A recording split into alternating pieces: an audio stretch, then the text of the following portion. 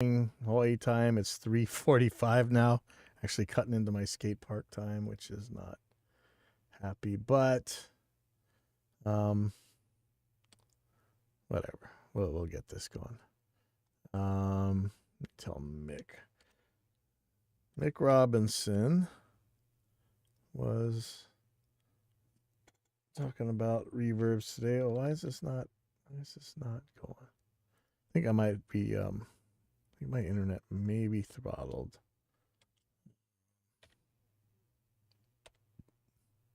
There we go.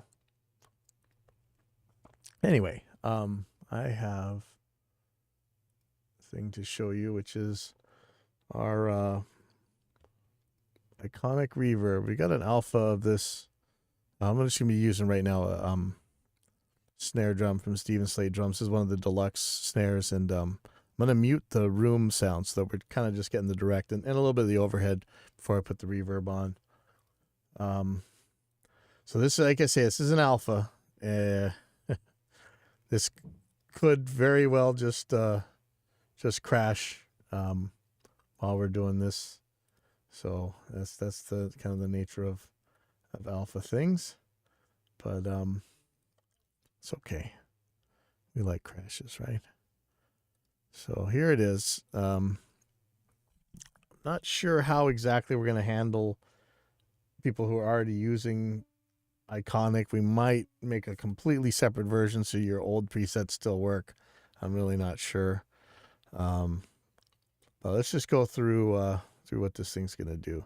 And if I try to load one of the old presets, it's probably going to explode on me. So let me just play, let me play the sound we got here. Kind of a ringy metal snare. Maybe missing some thump. You know, let's EQ this up a little bit. I'm not going to touch the compressor, but let me just make this a little bit more. I don't know, I'm kind of a sucker for thumpy snares.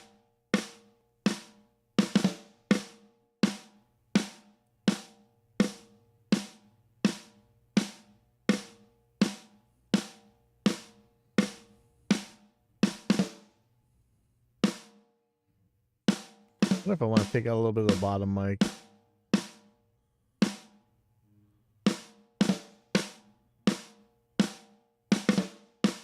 Maybe not.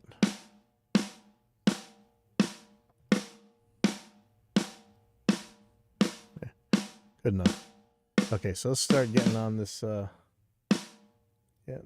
reverb here. I don't know if the volume isn't loud enough and my voice is too loud. Okay. Well, obviously that's a little much. So let's start with this thing.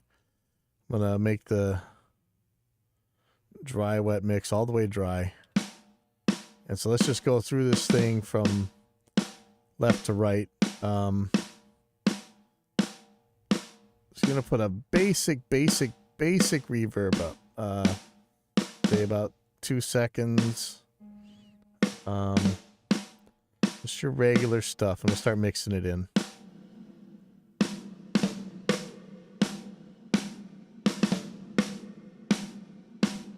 Probably pretty long for this. Let's okay,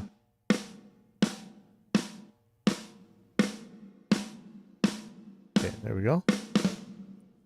Okay, so first of all, pre-delay. You guys know what pre-delay is? That's just the time before it even starts doing anything with the reverb. So you got your dry signal and then you got pre-delay. Let me turn this up so you can hear what it does.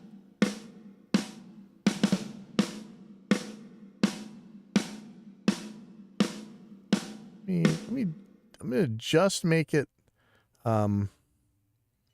early reflections, so it'll be a little bit more obvious.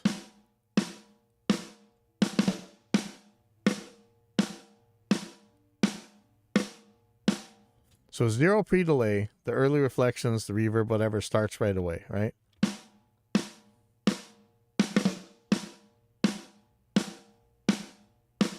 Actually, let me make a really short reverb time. Probably make it a little bit more obvious. So I'm going to send just the dry in, turn late reflections up.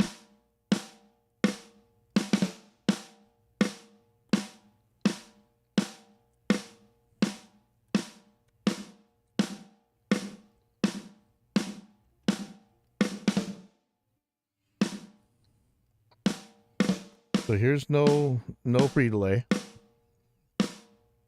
And then here's 100 milliseconds.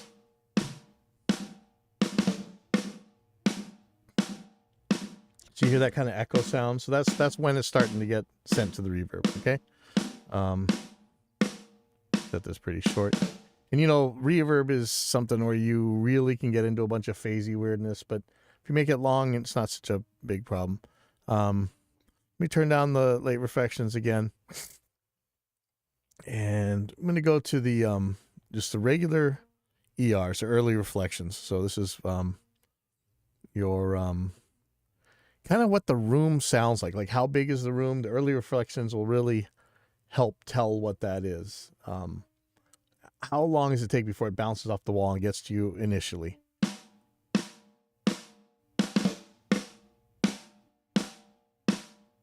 So it doesn't sound like much, but if I turn it off, so this is without the early reflections at all.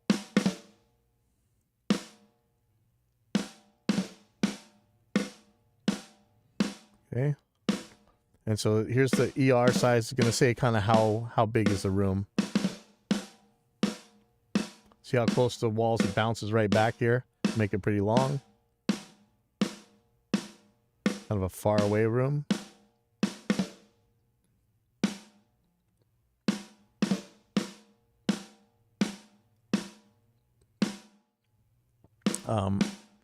Here's the density. That's going to be kind of the how much does it splatter right away. So here's density all the way off.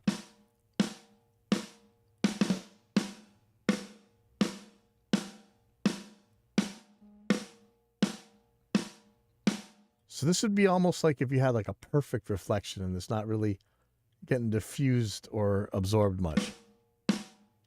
Right? That's with the density all the way at 0. And here's all the way at 100%. And so you can kind of hear a lot of diffusion, but you're getting into that kind of metallic ring, which you're always scared about reverbs. We could make it so that you're never going to hear that kind of metallic ring, but I kind of like it to be possible just so you can get really close with the snappiness. So let me just get this more realistic. You know, here's like a decent drum room, maybe a shower that you're singing in. Now, in this particular reverb, we have iconic IRs as well. So I'm going to turn that all the way up to 100% iconic. And what that does, show you the iconic envelope. With this, you can make your own envelope of what the early reflections sound like. So you drag around this point to say when the peak happens. You can change the shape. Okay, so let's go for like a standard reverb shape here. It's kind of a pretty quick build up, you can see, and pretty quick die down. Okay, so let's listen to that. And let's say I put the peak at the end for like a reverse reverb for a guitar.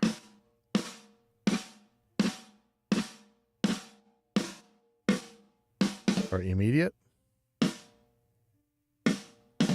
You can kind of hear them clangs. Okay, about changing the shape of the decay curve.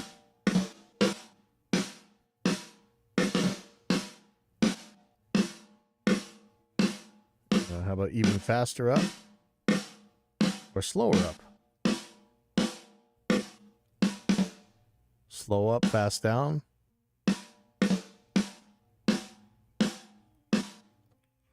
And this ER mix right here lets you mix the standard early reflections with the iconic early reflections.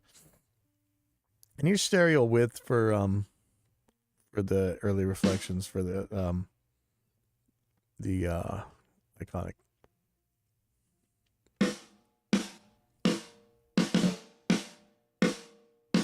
All the way up. All the way down. Okay, 2 seconds here.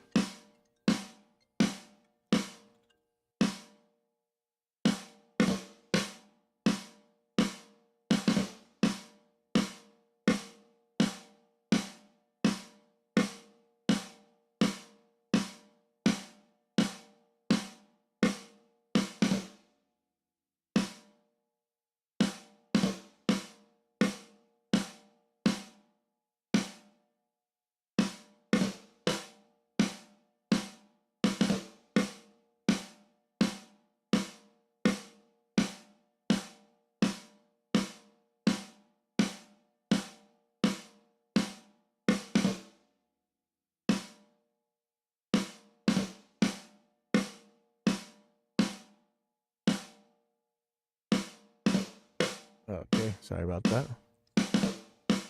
Okay, so that's your basic ER controls. You also got an EQ for the early reflections. Let's say stuff's getting too muddy already. You're gonna throw on a high pass filter, cut the lows off. Use your mouse wheel.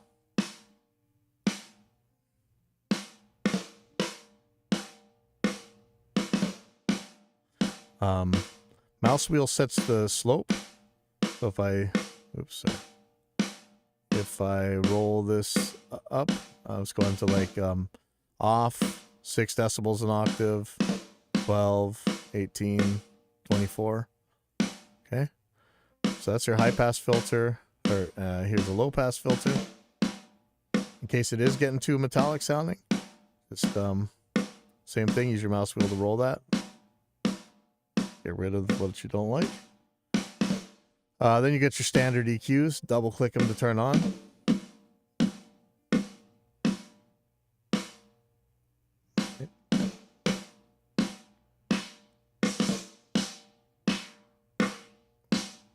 Give the mouse wheel a roll to change the cue. You can make crazy, sharp, ridiculous stuff. You can make the snare ping, you know. I wouldn't, but you know, people are crazy. You go ahead. So that's the early reflection side of controls. There's bright or a warm engine for this thing.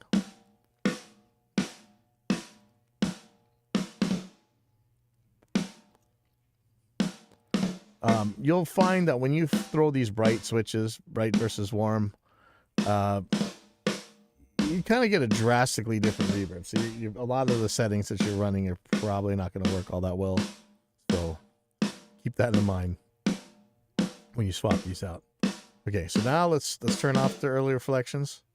Let's take a listen to late reflections. Turn this back up to like a second.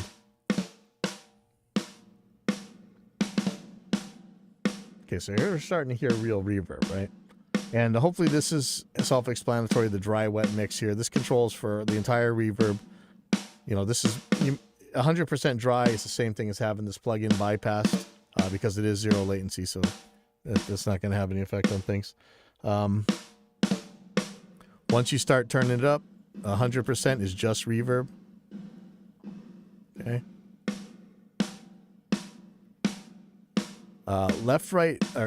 Late reflection input mix goes between the early reflection. So what's feeding the reverb? Completely dry, the signal that's coming in, or completely the early reflections are feeding it? So let me play those two slightly different.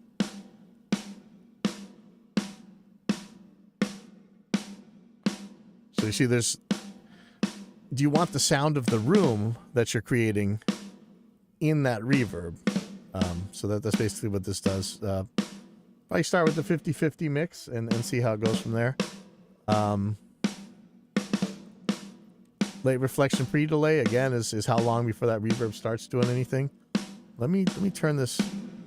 Okay, late reflection level. Wait, let me say this before I. Sorry, no, this is all over the place. Reverb's complicated. The early reflection level knob has no effect on the late reflection input mix. Okay, so you can turn the ERs all the way off in the mix and still have them feeding the late reflections if you want. And a lot of people are going to want to do that for more of just a smooth reverb sound without any of the kind of initial clang from the early reflections. Late reflection level, again, that's your volume control for how loud is the reverb, late reflections themselves. Okay, so we got a reverb, right? That's the sound you think of reverb. We've got some early reflections feeding it, but we don't really have early reflections directly in the mix. Here's the late reflection pre-delay. It's going to do the same thing as the early reflection pre-delay does. Here's all the way off. Now that's drastic, right? Probably not going to want it like that, but you never know. People are crazy. but you might want it a little bit. So one thing that you're going to see is like separating it by like 50, 40, 30 milliseconds can give your snare a chance to pop before the reverb explodes. Right, so listen to that. Now I'm going to set it all the way to no pre-delay.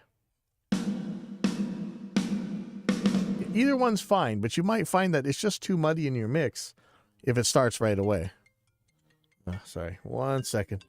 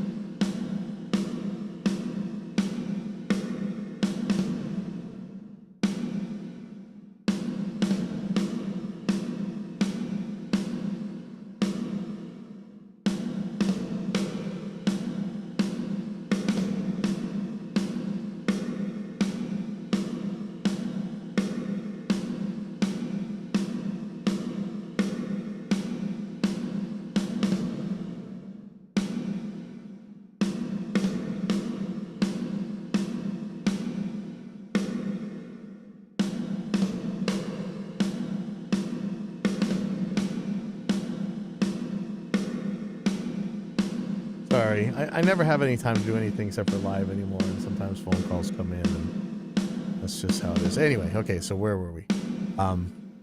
Showing the long late reflection pre-delay. Again, there's a warm and bright switch. It says drastically different sounding, right? I hate pianos so much. I'm a whole music school and I can't stand pianos. Sorry.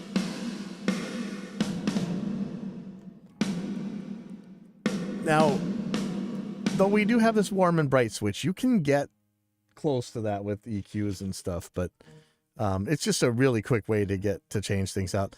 I forgot to show you that there are mute and solo switches for the early reflection and late reflection. So you only want to hear the late reflection, not the dry. There you go. Mute it out. And same thing with the early reflections, but I have the level all the way down. Okay, so now I'm gonna make this more realistic. I'm gonna turn the early reflections up quite a lot and put them both in together. Yeah, I'm gonna change this a little bit.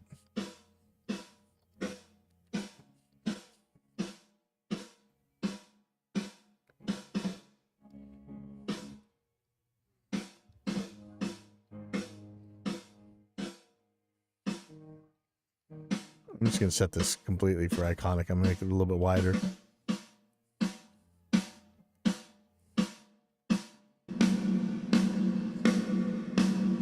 Okay.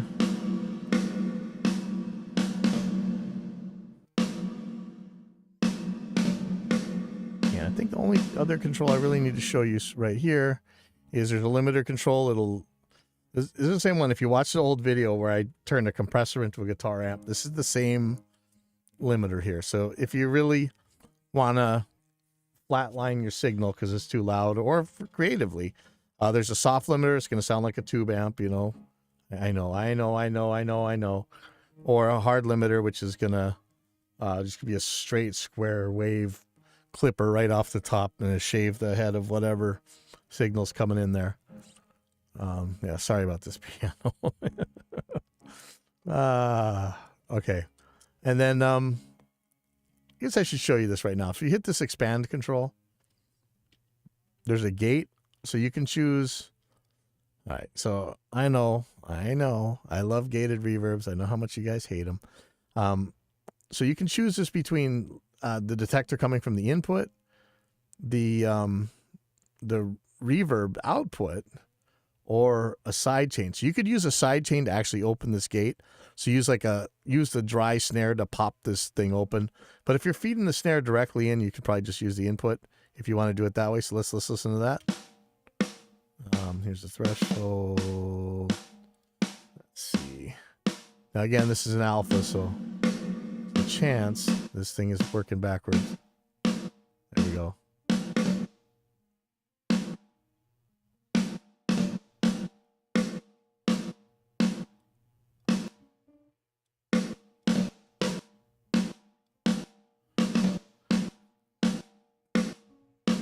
Can you feel it in the air tonight?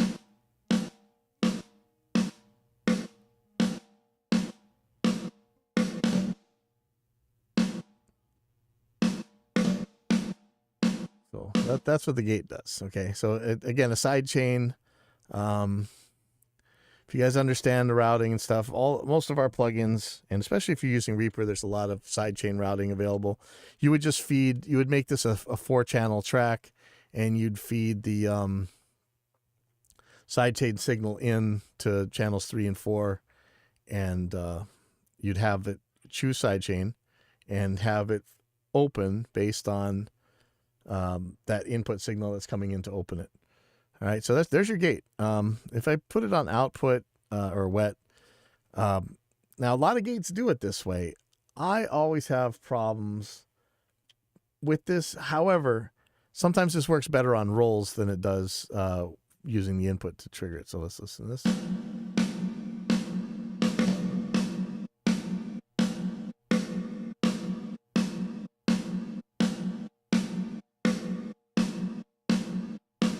So that's using your output to gate it. Okay, we also have a ducker. A ducker is like a compressor that squishes the reverb while the signal's going on. This is kind of important for something like singing. If you don't want it to get super muddy while your consonants are coming out, or too many T's, it's kind of stuff. Having a ducker on is a good way to deal with that. So what this will do is turn down the reverb until that sound's gone, and then the reverb will pop up. This is really awesome for clean guitars and stuff like that. Let me show you an example here.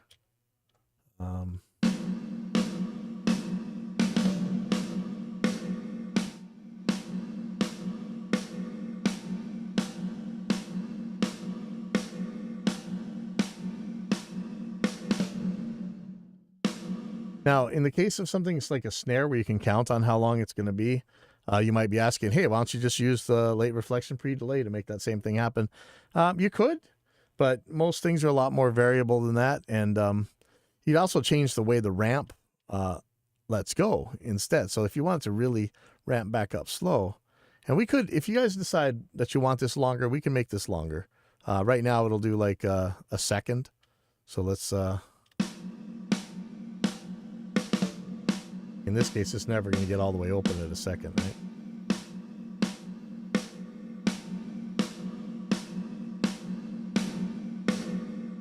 I mean, you can do it real short if you want. There's a hold control. I know a lot of people don't believe in hold controls for some reason, but I like them on everything. You see it on the gate. You'll see it on our compressor, on some of our other plugins. Same thing. This just, before the release curve starts, the hold control has to finish. So if you're like Skrillex or one of those EDM guys, and you want to make sure that no matter what, this thing stays squished for a certain amount of time, or the gate stays open for a certain amount of time, use that hold control. So that's what the ducker does. And again, the ducker lets you either pick the input of the reverb, the output of the reverb, which sounds counterproductive on a ducker, but honestly, especially if you use a duck delay, you'll see that actually is a useful thing sometimes. Let's do it real quick. So you can make it super smooth by using outputs. Let me turn the threshold. Of course, I say super smooth, and then I mess it all up. Okay.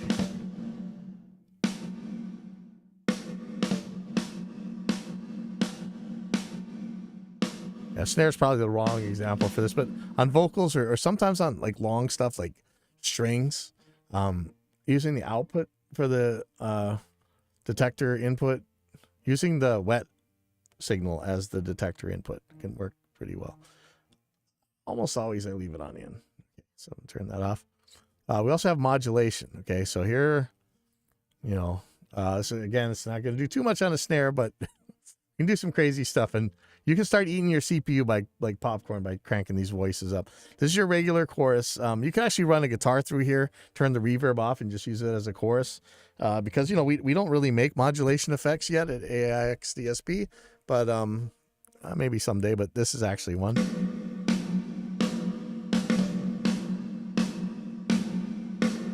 I mean, you can go crazy with it.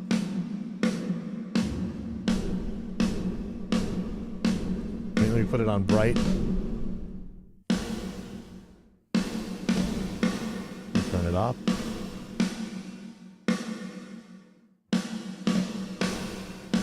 You want to hear just the chorus.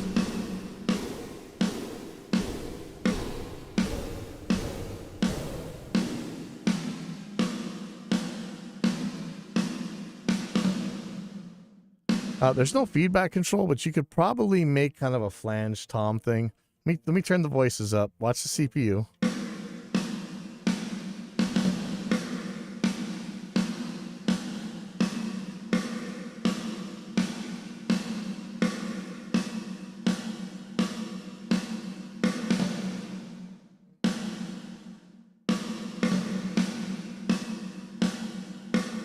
Right now, there's not really that much space on this graphical user interface, but I'm kind of thinking maybe we should have a feedback control on there, right? A positive and negative feedback control. What do you think? That could be something pretty cool. Let's see. The other thing here is, I don't know if you want to call it shimmer or whatever. Again, the snare is probably not the right thing to use this on, but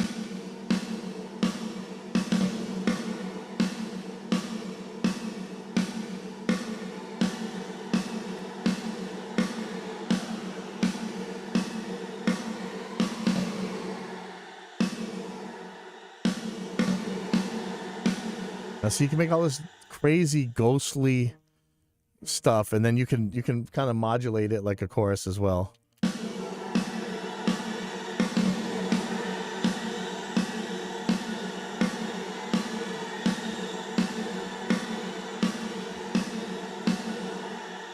Now, this is one thing. I am old. Get off my lawn. I don't use shimmer reverbs, but eventually I'm sure I will. So I don't know that much about this stuff. You're going to have to ask somebody who actually knows what this is. But on longer stuff, I've been able to make like kind of crazy, ghosty kind of things. I honestly, I have no idea what people do with shimmers. But see, it's got the level, dwell. I don't know what this does. So I know I should, but I don't. I just, let me show you what it does audibly. So that's as low as it goes.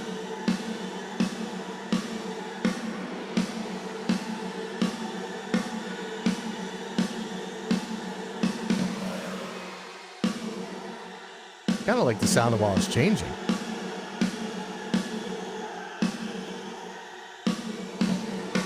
And again, there's a brightness to it.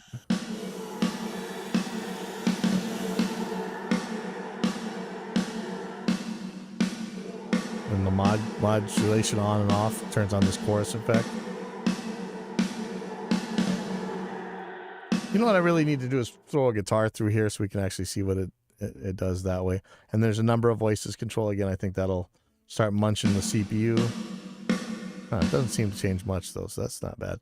Oh, sorry, let me turn it back on. Yeah, it still doesn't make that much difference. Okay. So I'm going to turn this off. I'm going to close the expand button back up. Here's where we get to the real nitty gritty. Okay.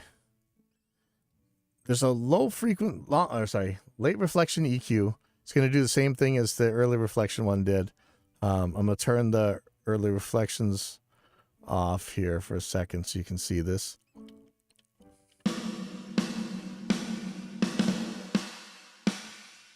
So you got your high pass filter.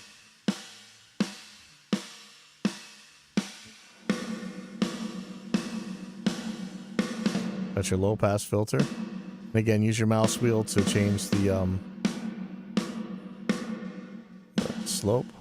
And then you got your parametric bands.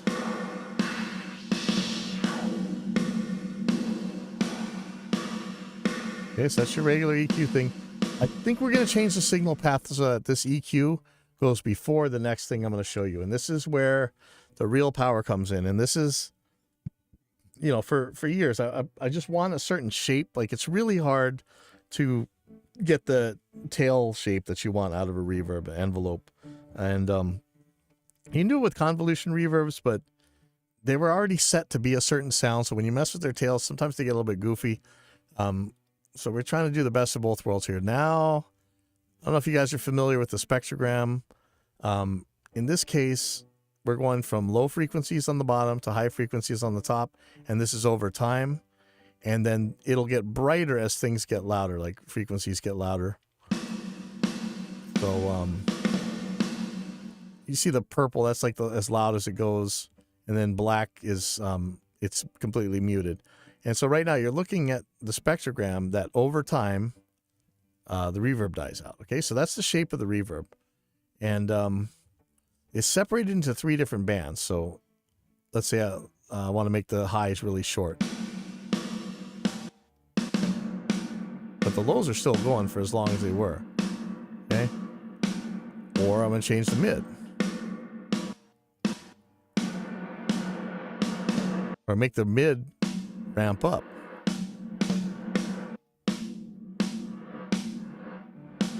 And you can add points along here. And you want to do something crazy like make a step gate, or a tremolo effect, but here, let's just make a little EDM step gate thingy. I mean, I don't want to add a million points here, but hopefully you get the point. Yuck, yuck, yuck.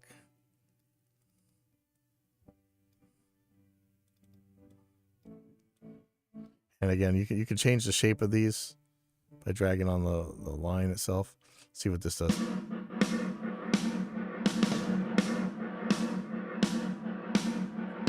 And if I were to right click this, I can actually add, you see this copy envelope to other bands.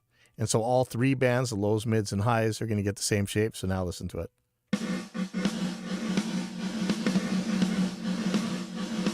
But then you can still go and change these things, get rid of them, make it the way it was.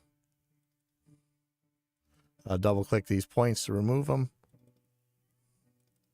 And you might try and emulate other reverbs just by making your own early reflections here.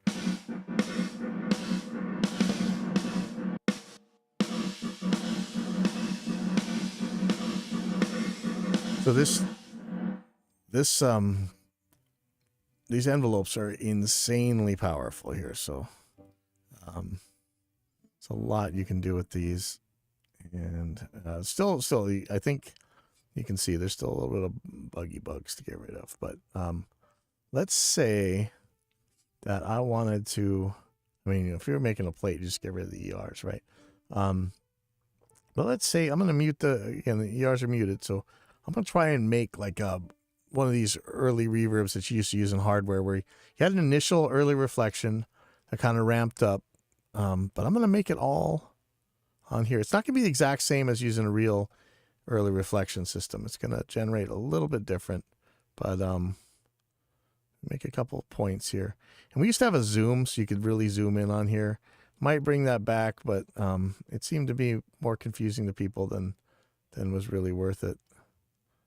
So I'm going to try and make kind of that first slap before the reverb starts.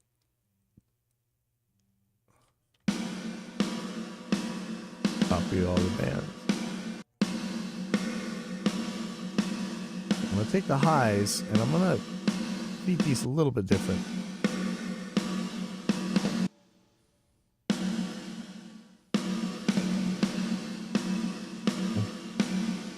And I'll probably put this high pass on.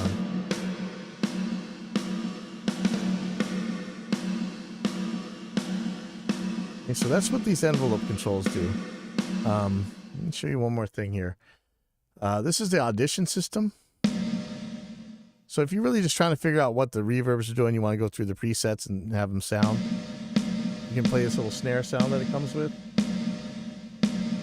You can loop it.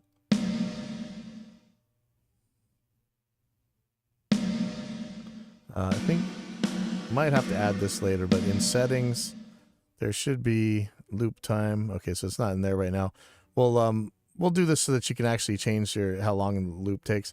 And if you really want, you can put your own samples in here, so that you have your own sounds you can try from.